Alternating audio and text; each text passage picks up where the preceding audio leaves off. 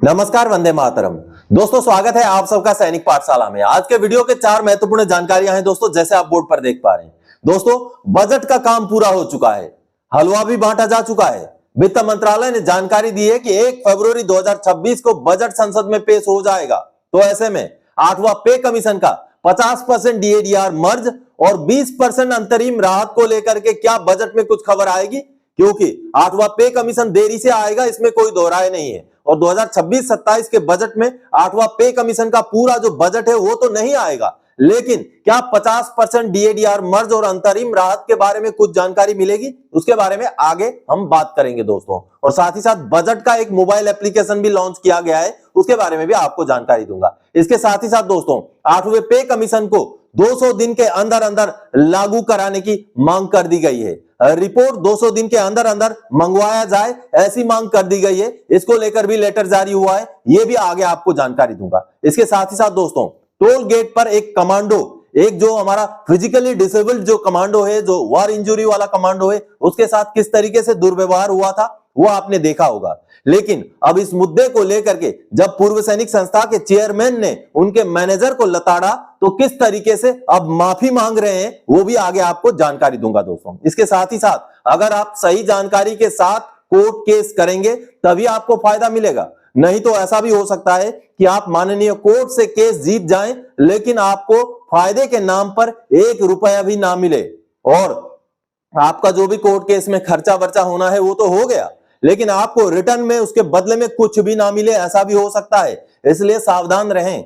आपको हो सकता है गलत गाइडेंस करके, गलत जो है जानकारी देकर भी कोर्ट केस करवाया जाए, ताकि कोर्ट का केस का फीस वगैरह, वकील को फीस मिल जाएगा, मान्य जो जज साहब हैं वो अपनी तरीके से जजमेंट दे देंगे, लेकिन पेंशनर को कुछ फायदा ना मिले, ऐसे भी हो सकता है। इसलिए आज की ये जानकारी ध्यान के साथ सुन लीजिएगा, समझ लीजिएगा, तभी कोर्ट केस में आगे बढ़िएगा। चलिए अब आगे बढ़ते दोस्तों आज के इस वीडियो के चारों जानकारियों की ओर। लेकिन आगे बढ़ने से पहले हमेशा की तरह मेरा आप सबसे आग्रह है, अगर सैनिक पाठशाला चैनल का वीडियो आप पहली बार देख रहे हैं या अभी तक चैनल को सब्सक्राइब नहीं किया है, तो चैनल के साथ जुड़े रहने के लिए, इसका हिस्सा बने रहने के लिए और आपसे जुड़ी हुई भरोसेमंद ऑथेंटिक जानकारी आप पाते रहने के लिए चैनल को सब्सक्राइब जरूर करें। चलिए दोस्तों अब आगे बढ़ते हैं। सबसे पहले गजब, टोल गेट पर पूर्व सैनिक को रोका। तो पूर्व सैनिक ने ऐसा किया, अब टोल बूथ का मैनेजर गिड़गिड़ाकर मांग रहा है माफी। जी हां दोस्तों आपने देखा था 25 जनवरी के दिन एक कमांडो की एक वीडियो वायरल हो गई थी। वीडियो क्लिप एक सामने आया था जिसमें टोल कर्मी उनके साथ किस तरीके से दादागिरी टाइप से जो है बर्ताव कर रहा था। और उसके बाद उनका जब जैसे वीडियो वायरल हुआ, कई जगहों से जो है उसके ऊपर रिएक्शन हुआ, प्रतिक्रिया हुआ। उसके बाद हमारे जो संस्थाएं हैं, संस्थाओं के जो चेयरमैन वगैरह हैं, उन्होंने भी इस बात की, इस घटना की संज्ञान ली। तो इसके बाद अब जो सामने आई है जानकारी, अब एक आपको वॉइस मैसेज सुनवाऊंगा जिसमें जब हमारे पूर्व सैनिक संस्थान के जब चेयरमैन ने उनको लताड़ा तो किस तरीके से अभी माफी मांगते हुए नजर आ रहे हैं। चलिए जो वीडियो और ऑडियो सामने आए हैं उनको सुन लेते हैं। हेलो सर नमस्ते। हेलो। हाँ नमस्ते, बोलिए सर, बोलिए। नमस्ते नमस्ते। आप योगेश कुमार जी बात कर रहे हैं? हाँ सर, हाँ सर, बोलिए सर। मैं ट्राई सर्विसेज के लीग का इंचार्ज वरप्रसाद बात कर रहा हूँ। हाँ सर, बोलिए सर। ये हमारा स्टेट हेडक्वार्टर में एक वीडियो आया हुआ, एक पारा में जो सर्विस किया हुआ, क्या प्रॉब्लम हुआ है? कुछ नहीं है सर, वो नया बंदा था जो टोल पे काम कर रहा था ना, जो सुरेश, उसको सुरेश नहीं है सर, सुरेश और शिवनागु। हाँ शिवनागु, हाँ शिवनागु थोड़ा नया बंदा था सर, 1 महीना हो गया उसको थोड़ा ये नहीं था सर, क्या बोलते हैं एक्सटेंशन के बारे में पता नहीं था, और थोड़ा ये करने के टाइम में थोड़ा मिसगाइड हो गया सर। नहीं, उन्होंने जब लेटर भी दिखा रहा है तो वो सीधा मना नहीं करना चाहिए। आप लोग जब असिस्टेंट मैनेजर बैठा हुआ है उनको आपको बताना जरूरी नहीं समझा उसने? नहीं बताइए सर, बताइए, आप बताने के बाद छोड़ दिए सर। नहीं, छोड़ दिया, छोड़ने के बीच में क्या है, परेशान करके छोड़ने वाला बात अच्छा नहीं लगता है ना। वही है सर, सॉरी सर। नहीं भाई, देखो, हाँ गलत हो गए सर, गलत नहीं हो गए करके बोलते नहीं, गलत हो गए। फिर ये ऊपर तक आया तो ऊपर तक ये बात अगर आ गया तो फिर क्या हालत होगा आप लोग जानते हैं। वही है सर। इसीलिए मैं भी अभी स्टेशन को भी बुलाया सर, अभी सुबह से इधर ही है सर, मैं भी, वो आदमी भी है, मैं भी है सर, स्टेशन पे है। देख लीजिए अभी वो क्या नाम शिवनागु है या क्या है, आप मैनेजर है, अभी लीगल एक्शन अभी लेने के लिए जा रहे हैं हम। सर हाँ, ये एक व्हील चेयर में बैठा हुआ है, एक डिजेबल सोल्जर है, वो पूरा कागज दिखा रहा है, वो खड़ा होकर के वो नाम बोल रहा है, वो खड़ा होकर के उसको कोई असर नहीं पड़ा है, सर वो असर नहीं पड़ा है। एक आपका नाम क्या है पूछने पर भी ऐसा घमंड दिखा रहा है, वो नाम बोल रहा है। नहीं सर, मैं पूछ के बताता हूँ, प्लीज आप बुरा मत मानिएगा, मैं पूछ के बताता हूँ सर, प्लीज माफ कर दीजिएगा, आपको परेशान करना नहीं चाहते करके वो बोलना चाहिए था ना। सही है सर, सही है सर। सर बच्चे लोग है सर, थोड़ा फिर क्या हो रहा है आपका ये स्टेशन में, बताइए सर। मैं सर नहीं है सर, नहीं है सर, गलत हो गए, गलत ही है सर, मैं बोला ना सर, गलत है, थोड़ा देखा है सर, बच्चे लोग है ना सर, आप भी ऐसा किए तो कैसे है सर, समझ लीजिएगा फिर। हाँ समझेगा 100% सर, उसको वीडियो भी बनाया मैं, ऐसा गलत हो करके माफ सर। लास्ट में सॉरी बोलने को भी बोला है, तो सॉरी बोला है। नहीं, अभी देख लीजिए, उनको इतना परेशान किया है, वो व्हील चेयर में बिठा करके, कितना देर बिठाया उनको, बताइए। वही है सर, वही है सर, वही। अगर 5 मिनट होता है, नहीं अगर 5 मिनट होता है, 10 मिनट होता है तो ठीक है, वो तुरंत मान लिया करके हम मानते हैं। कितना देर उनको उधर रुकवाया, बताइए, क्या ये अच्छा लगता है? सही नहीं, गलत सर, गलत सर, 100% रॉन्ग है सर, 100% रॉन्ग है, गलत ही है सर। अभी ये पूरा हमारा हेडक्वार्टर में आया है, तो अभी अब आप लोग क्या जवाब देंगे, बताइए। वही है सर, गलत हो गए सर, क्या करें, बच्चे लोग है सर, थोड़ा देखिए सर हमारे ऊपर भी। ठीक है, बात करते हैं। हाँ, थोड़ा देखिए सर, प्लीज सर। तो आप सबने देखा दोस्तों, अब ऐसे घटनाओं को अगर रोकना है तो मंत्रालयों को इन्वॉल्व होना पड़ेगा। रक्षा मंत्रालय को रोड एंड हाईवेज मंत्रालय के साथ बातचीत करके जितने भी टोल बूथ हैं वहां पूर्व सैनिकों को नियोजित कराने के लिए कार्रवाई शुरू होनी चाहिए, ताकि अगर पूर्व सैनिक टोल गेट पर नियोजित हो तो शायद इस तरीके की घटनाओं में रोकथाम हो सकती है। चलिए अगली जानकारी दोस्तों, सावधान, कोर्ट केस जीत कर भी आपके हाथ कुछ नहीं लगेगा, 3% पेंशन बढ़ोतरी का मुद्दा। जी हाँ दोस्तों, नोशनल इंक्रीमेंट में अगर आप सही जानकारी के साथ आगे बढ़ेंगे तभी आपको फायदा होगा, नहीं तो ऐसा भी हो सकता है कि आप कोर्ट केस जीत जाएं, मान्य कोर्ट द्वारा आपके फेवर में जजमेंट दे दिया जाए, लेकिन आपको 1 पैसे का भी फायदा ना मिले, ऐसा भी हो सकता है। चलिए इसको समझने के लिए एक पेंशनर का मैं आपको एग्जांपल देना चाहूंगा, जिन्होंने कोर्ट केस जीत लिया, लेकिन उनको अब पीसीडीए ने नोशनल इंक्रीमेंट का फायदा देने से मना कर दिया। क्या है मसला, पूरा कैलकुलेशन आपको समझना पड़ेगा। चलिए देखते हैं दोस्तों, ये जो सामने आप पीसीडीए का लेटर देख पा रहे हैं, पीसीडीए का लेटर माननीय कोर्ट का जजमेंट के बाद पेंशनर को नोशनल इंक्रीमेंट मना करते हुए निकाला गया लेटर है। जी हाँ, माननीय AFT principal bench New Delhi द्वारा पेंशनर के फेवर में जजमेंट आया कि पेंशनर को एक इंक्रीमेंट का फायदा यानी कि नोशनल इंक्रीमेंट का फायदा देते हुए उनका पेंशन में बढ़ोतरी दिया जाए, लेकिन इस आदेश के बाद भी पेंशनर को नोशनल इंक्रीमेंट का फायदा नहीं मिल पा रहा है और पीसीडीए मना कर रहा है, क्योंकि चीजों को पहले आपको भी समझने की जरूरत है। गलत गाइडेंस में पढ़कर, गलत बहकावे में पढ़कर आप भी कोर्ट केस करने की गलती मत कीजिएगा, नहीं तो कोर्ट केस में जो खर्चा आपका लगेगा, जो वकील का फीस वगैरह लगेगा, वो तो जाएगा, लेकिन आपको बदले में कुछ 1 रुपए का भी फायदा नहीं मिलेगा।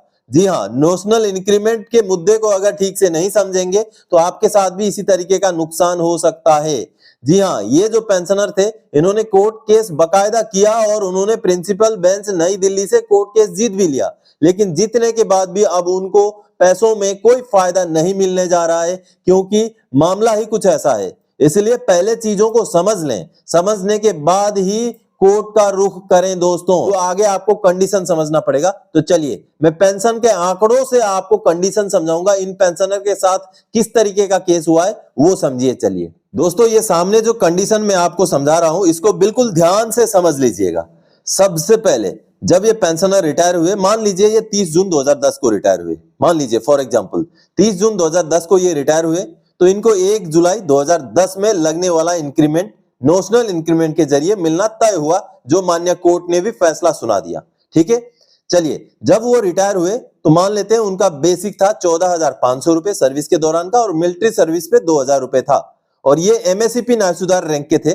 तो इनका टोटल मिलाकर के 16,500 बनता है। इसका आधा यानी कि 8,250 रुपए उनका पेंशन फिक्स हुआ। जब वो रिटायर हुए उस टाइम में उनको नोशनल इंक्रीमेंट नहीं लगा था, ठीक है।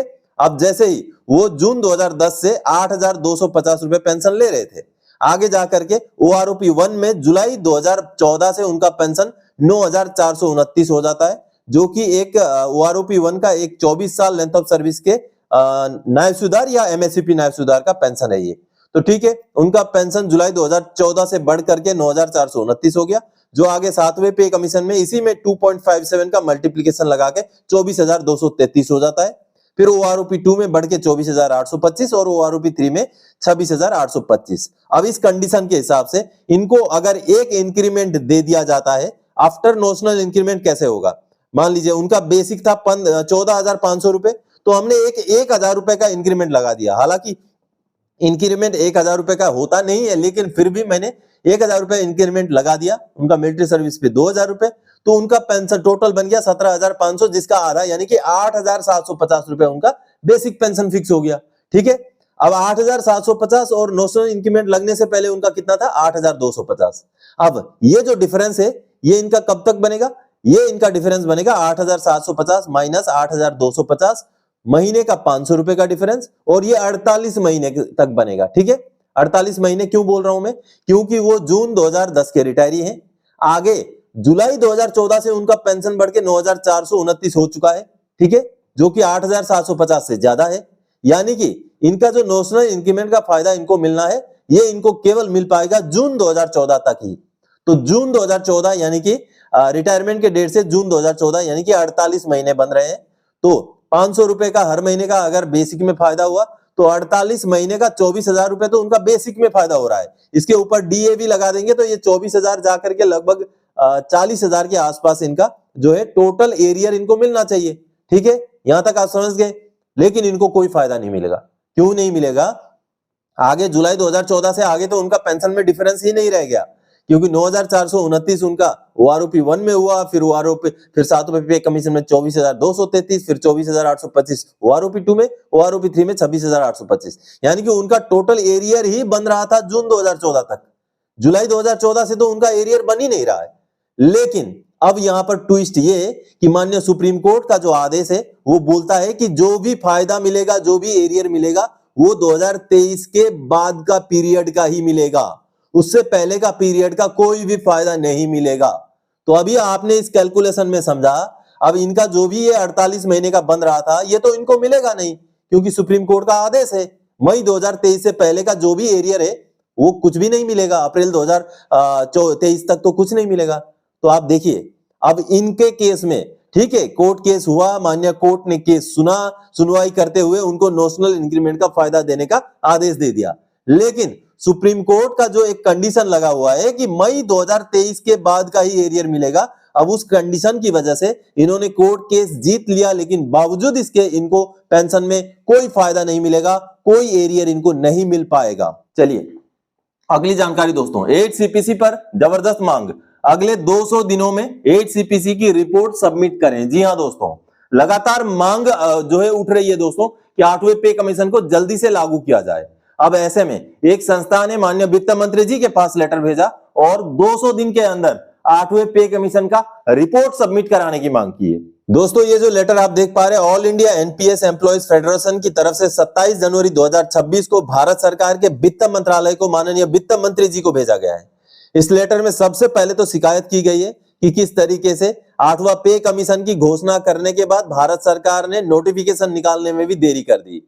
2025 के जनवरी के महीने में इसको घोषणा किया गया था, लेकिन आगे 10 महीने बीतने के बाद जाकर के कहीं नोटिफिकेशन निकाला गया, और नोटिफिकेशन निकालने के बाद भी अभी भी काम जो है जोरों शोर से नहीं चल रहा है। इसकी जबरदस्त तरीके से शिकायत की गई है, और शिकायत के बाद भारत सरकार के ऊपर दबाव बनाने की कोशिश की गई है कि भारत सरकार 200 दिनों के अंदर पे कमीशन की रिकमेंडेशंस को सबमिट करवाए। यहां देखिए, अतः all India NPS employees federation आपसे विनम्र पूर्वक अनुरोध करता है कि 8वें वेतन आयोग को तत्काल प्रभाव से अपना कार्य प्रारंभ करने के निर्देश प्रदान किए जाएं, तथा आयोग को यह स्पष्ट दिशा निर्देश दिए जाएं कि वह 200 दिनों की समय सीमा के भीतर अपनी रिपोर्ट भारत सरकार को प्रस्तुत करे, ताकि कर्मचारियों को बिना अत्यधिक विलंब के वेतन आयोग का लाभ प्राप्त हो सके। हमें पूर्ण विश्वास है कि माननीय वित्त मंत्री महोदय कर्मचारियों की इस न्यायोचित मांग पर सहानुभूतिपूर्वक विचार करेंगी और शीघ्र आवश्यक निर्णय लेंगी।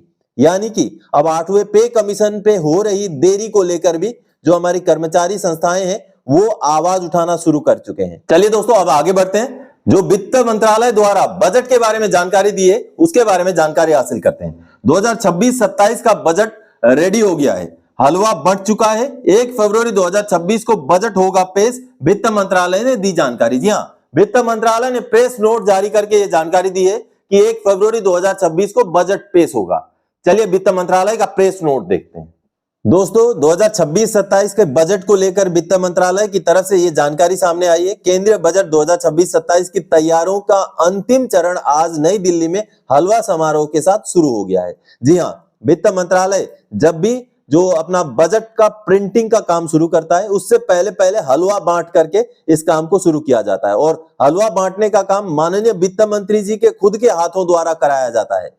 तो अब बजट का प्रिंटिंग का काम शुरू हो चुका है। तो इस दौरान जितने भी वित्त मंत्रालय के कर्मचारी हैं, जो बजट से जुड़े हुए कर्मचारी हैं, वो मानो गुप्तवास में चले जाते हैं, वो निकलते नहीं है ना। उनका घर के लोगों के साथ कनेक्शन होता है क्योंकि ताकि बजट को जो है गुप्त रखा जा सके। तो अब इसकी शुरुआत हो चुकी है, यानी कि वित्त मंत्रालय के अंदर अब बजट का प्रिंटिंग शुरू हो चुका है और बजट का प्रिंटिंग होने के बाद अब ये सारे कर्मचारी तभी निकल पाएंगे जब बजट वित्त मंत्री जी के हाथों में पहुंच जाएगा और बजट का घोषणा बजट को जो है बजट सेशन में पार्लियामेंट में रख दिया जाएगा।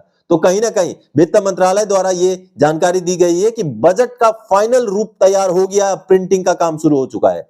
और साथ ही साथ ये भी जानकारी दी है कि अगर आप बजट के बारे में पूरी जानकारी चाहते हैं तो मोबाइल एप्लीकेशन भी, अब बजट के ऊपर मोबाइल एप्लीकेशन भी लॉन्च कर दिया गया है। अब जैसे ही बजट सबमिट हो जाएगा, आप जो है यूनियन बजट मोबाइल ऐप, ये एक मोबाइल ऐप है यूनियन बजट मोबाइल ऐप, इस ऐप के जरिए बजट की सारी जानकारियां ले सकते हैं। यहां पर जानकारी दी गई वार्षिक वित्तीय विवरण, जिसे आमतौर पर बजट कहा जाता है, अनुदान की मांगे, वित्त विधेयक आदि सहित केंद्रीय बजट के सभी दस्तावेज यूनियन बजट मोबाइल ऐप पर उपलब्ध होंगे। इससे सांसदों और आम जनता को डिजिटल माध्यम से बजट दस्तावेजों तक आसानी से पहुंच प्राप्त हो सकेगी। यह ऐप द्विभाषी अंग्रेजी और हिंदी है और एंड्रॉइड और iOS दोनों प्लेटफॉर्म पर उपलब्ध होगा। इस ऐप को केंद्रीय बजट वेब पोर्टल यानी कि www.indiabudget.gov.in से भी डाउनलोड किया जा सकता है। केंद्रीय मंत्री द्वारा 1 फरवरी 2026 को संसद में बजट भाषण समाप्त होने के बाद बजट दस्तावेज मोबाइल ऐप और वेबसाइट पर उपलब्ध होंगे। तो दोस्तों, आप पूरा बजट की जानकारी इस ऐप के जरिए भी हासिल कर सकते हैं। अब देखते हैं अब इस बजट में किस तरीके के प्रावधान होंगे। क्या 8वें पे कमीशन को लेकर कोई ना कोई इसमें कुछ प्रावधान होंगे या कोई अंतरिम राहत को लेकर कोई प्रावधान होंगे, क्योंकि 8वां पे कमीशन देरी से लागू होना तो तय हो चुका है। तो 26-27 के इस बजट में 8वां पे कमीशन का पूरा प्रारूप के ऊपर बजट का कुछ भी आना बिल्कुल संभव नहीं है। लेकिन क्या भारत सरकार 2026-27 के इस बजट में अंतरिम राहत यानी कि जो मांग की जा रही है 50% DADR मर्ज और 20% अंतरिम राहत, क्या इस बजट में अब अंतरिम राहत भारत सरकार जो है सामने रखेगी? ये बजट सेशन में 1 फरवरी 2026 को संसद के अंदर से जानकारी सामने आएगी। दोस्तों, अब की बारी बजट में 8वां पे कमीशन का बजट तो नहीं आएगा, ये क्लियर है, क्योंकि 8वां पे कमीशन में देरी बचा हुआ है। लेकिन ऐसे में जो अंतरिम राहत की मांग की जा रही है, जो 50% DADR को 8वां पे कमीशन से पहले ही मर्ज करके फायदा दिलाने की मांग की जा रही है, क्या ये बजट में रहने वाला है? ये समय बताएगा। जब 1 फरवरी को बजट का पूरा बस्ता खुलेगा तब जाकर के पता चलेगा। तो दोस्तों, आज के इस वीडियो में इन्हीं जानकारियों के साथ आया था। आगे आने वाले समय में और कोई जानकारी आपसे सरोकार रखने वाला विषय लेकर मैं फिर से हाजिर हो जाऊंगा। तब तक के लिए जय हिंद दोस्तों।